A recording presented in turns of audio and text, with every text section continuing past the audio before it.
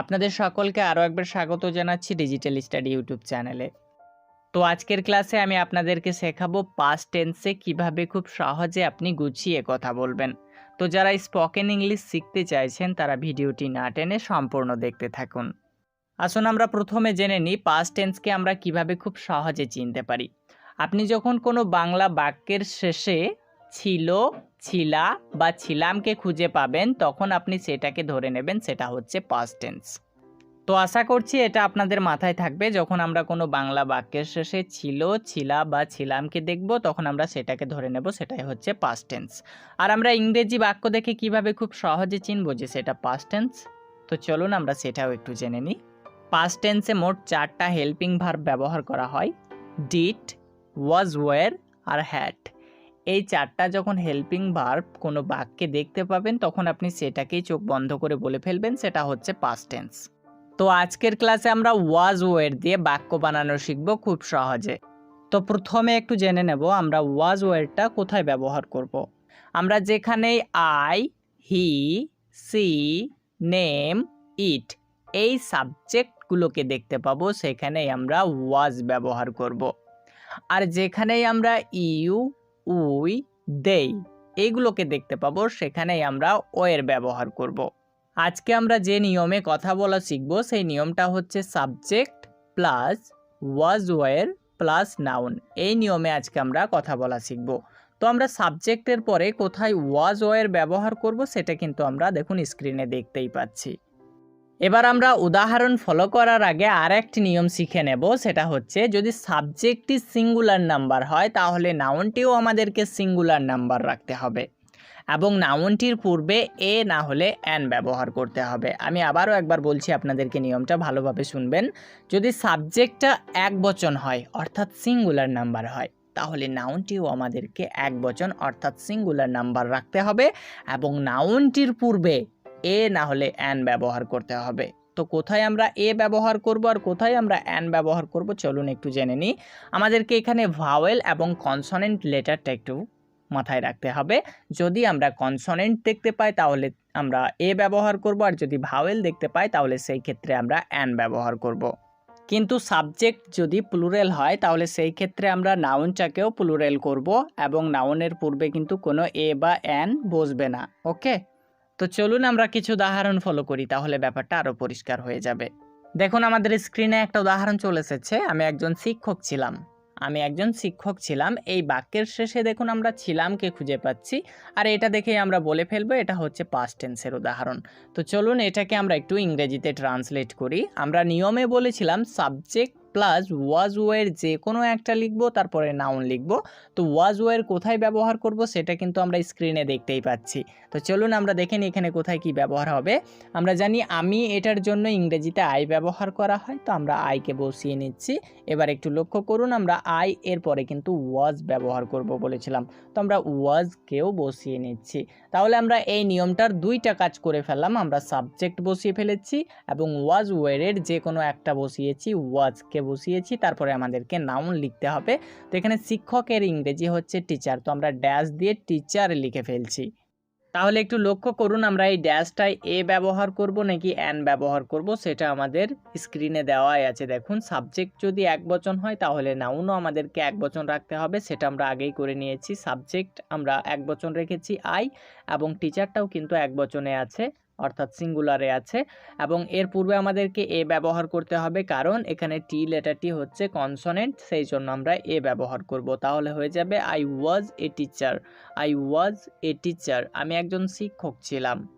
তেমনি করে আপনি বলতে পারেন আমি একজন ছাত্র ছিলাম, তাহলে হবে I was a student. I was a student. তেমনি করে বলুন আমি একজন গায়ক ছিলাম, তাহলে হবে I was a singer. I was a singer. Next উদাহরণ দেখুন আমাদের স্ক্রিনে চলে এসেছে। আমরা শিক্ষক ছিলাম, এখানেও আমরা শব্দের শেষে ছিলামকে পাচ্ছি, আর এটা দেখেই আমরা বলে ফেলবো এটাও হচ্ছে পাস্ট টেন্সের একটা উদাহরণ। তো চলুন এটাকেও আমরা একটু ট্রান্সলেট করি। আমরা বলেছি প্রথমেই সাবজেক্ট আমরা বসিয়ে নেব, তো এখানে সাবজেক্ট হচ্ছে আমরা, এর জন্য কিন্তু ইংরেজিতে উই ব্যবহার করা হয়, তো আমরা উইকে বসিয়ে নিচ্ছি। এবার দেখুন আমরা উই এর পরে কিন্তু ওয়ের ব্যবহার করব বলেছিলাম, তো আমরা ওয়েরকেও বসিয়ে নিচ্ছি। এবার আমরা নাউনটা লিখে ফেলবো। তো নাউনটা লেখার আগে আমরা এই নিয়মটা আরেকবার দেখে নেব। এখানে আমরা দেখতে পাচ্ছি সাবজেক্টটা যদি প্লুরাল হয় তাহলে আমাদেরকে নাউনটাও প্লুরাল করতে হবে, অর্থাৎ বহুবচন করতে হবে। তো এখানে আমাদেরকে টিচারটা টিচার্স করতে হবে, তাহলে হয়ে যাবে we were teachers. We were teachers, আমরা শিক্ষক ছিলাম। তেমনি করে বলা যাবে আমরা ছাত্র ছিলাম। উই ওয়ার স্টুডেন্টস, আমরা ছাত্র ছিলাম। আমরা গায়ক ছিলাম। We were singers. Okay fine, next উদাহরণ দেখুন আমাদের স্ক্রিনে চলে এসেছে। তুমি একজন শিক্ষক ছিলে। তুমি একজন শিক্ষক ছিলে। তো এবার কিন্তু আমরা শব্দের শেষে ছিলেকে পাচ্ছি, আর এটা দেখে আমরা বলে ফেলবো এটা হচ্ছে পাস্ট টেন্সের একটা উদাহরণ। তো চলুন আমরা এটাকেও খুব সহজে একটু ট্রান্সলেট করি। প্রথমে আমরা সাবজেক্ট লিখবো বলেছিলাম। তো সাবজেক্ট আমরা দেখতে পাচ্ছি তুমি, এর জন্য কিন্তু ইংরেজিতে ইউ ব্যবহার করা হয়। তো আমরা ইউ বসিয়ে নিচ্ছি। এবার একটু লক্ষ্য করুন, ইউ এর পরে কিন্তু ওয়ের ব্যবহার করব বলেছিলাম। তো আমরা ওয়েরকেও বসিয়ে নিচ্ছি। এরপর আমরা নাউন লিখব। তো নাউন লেখার আগে আমাদেরকে এই নিয়মটা একটু দেখতে হবে। আমরা দেখতে পাচ্ছি এখানে সাবজেক্ট যদি সিঙ্গুলার হয় তাহলে নাউনও আমাদেরকে সিঙ্গুলার রাখতে হবে, এবং এর পূর্বে এ না হলে অ্যান ব্যবহার করতে হবে। তো আমরা এখানে এ ব্যবহার করে টিচার লিখব। কেন? এখানে আমরা টি লেটারটি কনসোনেন্ট পাচ্ছি, সেই জন্য তার পূর্বে আমরা এ ব্যবহার করেছি। তাহলে হয়ে যাচ্ছে ইউ ওয়ার এ টিচার, তুমি একজন শিক্ষক ছিলে। নেক্সট উদাহরণ দেখুন আমাদের স্ক্রিনে চলে এসেছে, তোমরা ছাত্র ছিলে। তোমরা ছাত্র ছিলে। তো এখানেও আমরা ছিলেকেই খুঁজে পাচ্ছি, আর এটা দেখেই আমরা বলবো এটাও হচ্ছে পাস্ট টেন্স। তো চলুন এটাকেও আমরা একটু ট্রান্সলেট করি। তো প্রথমে আমরা সাবজেক্টকে বসিয়ে নেব। সাবজেক্ট হচ্ছে তোমরা, এর জন্য ইউ ব্যবহার করা হয়। আমরা ইউ বসিয়ে নিয়েছি। এবার দেখুন আমরা ইউ এর পরে ওয়ের ব্যবহার করব বলেছিলাম, আমরা ওয়েরকেও বসিয়ে নিচ্ছি। এবার আমরা নাউন লিখব। নাউনটাকে আমাদেরকে বহুবচনে পরিণত করতে হবে, কারণ আমরা সাবজেক্টটা বহুবচন পেয়েছি, তাই আমাদেরকে নাউনটাও বহুবচন করতে হবে। তাহলে এখানে আমাদেরকে স্টুডেন্ট লিখলে চলবে না, এটা আমাদেরকে স্টুডেন্টস লিখতে হবে। তাহলে হয়ে যাচ্ছে ইউ ওয়ার স্টুডেন্টস, তোমরা ছাত্র ছিলে। নেক্সট উদাহরণ দেখুন আমাদের স্ক্রিনে চলে এসেছে, সে একজন ছাত্র ছিল। তো এখানে এবার আমরা ছিলকে খুঁজে পাচ্ছি, এটা দেখেই আমরা বলবো এটা হচ্ছে পাস্ট টেন্সের একটা উদাহরণ। তো চলুন এটাও আমরা একটু সহজে ট্রান্সলেট করি। এখানে সাবজেক্ট হচ্ছে সে, এর জন্য ইংরেজিতে হি ব্যবহার করা হয়, আমরা হি বসিয়ে নিচ্ছি। এবার দেখুন আমরা হি এর পরে কিন্তু ওয়াজ ব্যবহার করব বলেছিলাম, তো আমরা ওয়াজকেও বসিয়ে নিচ্ছি।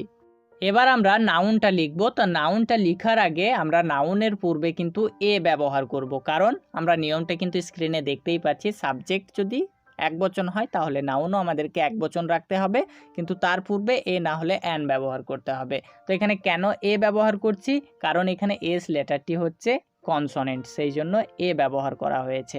তাহলে হয়ে যাচ্ছে হি ওয়াজ এ স্টুডেন্ট, সে একজন ছাত্র ছিল। নেক্সট উদাহরণ দেখুন, বেলাল একজন ছাত্র ছিল। তো এটাকেও আমরা খুব সহজে ট্রান্সলেট করব। এটাকে যদি আমরা ট্রান্সলেট করি তাহলে আমরা পাবো বেলাল ওয়াজ a student.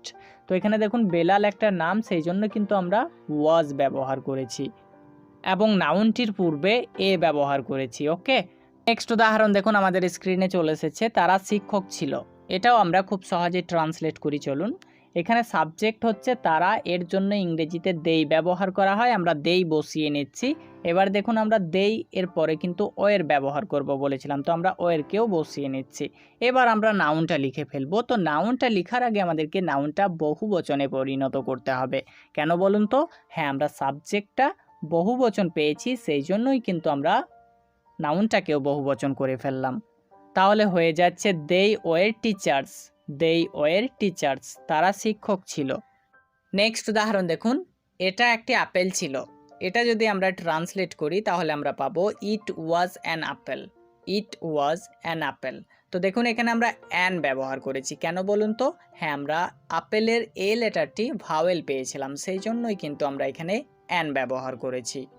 Okay fine, next উদাহরণ দেখুন, সে একজন ডাক্তার ছিল।